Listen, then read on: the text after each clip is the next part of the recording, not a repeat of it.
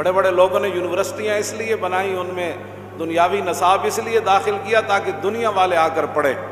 اور ان کے جناب وہ معیار کے مطابق کرسیاں بچھائیں، چٹائیوں پر تو وہ بیٹھ نہیں سکتے تھے، تو پھر کرسیاں بچھائیں، پھر ان کے لیے کمپیوٹر نظام، پھر جناب اور یہ وہ۔ لیکن میں مسجد میں بیٹھ کر، یہ بڑے دن کی بات ہے کر رہا ہوں کہ میں نے ان مدرسوں میں ایک بھی دین کا درد رکھنے والا پیدا ہوتے ہوئے نہیں دیکھا۔ ہاں، نہ اٹھا کوئی کامل فرقہ سواد سے، کچھ ہوئے تو یہی رندان قد و خار ہو۔ یہ مفتی صدر الدین آزردہ دا شعر ہے، جڑے مفتی اعظم سن بہادر شاہ ظفر تھے، انہوں نے کہا وہ جڑے دعوے کرنے انہوں نے کام کدی کوئی نہیں کیتے، جنہیں معیار ہی بنائے بھئی بس کٹ کے ہو جی تے جناب کپڑے کے ہو جائے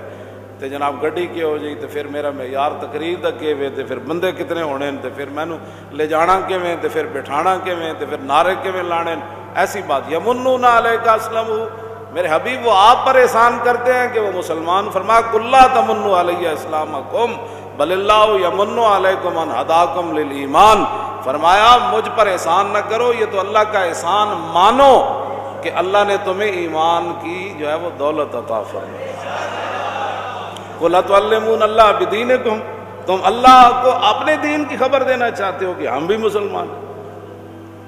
تو اس لیے علامہ قلندر لاہوری نے کہا تھا کہ عید آزاداں شکوہ ملک دی است،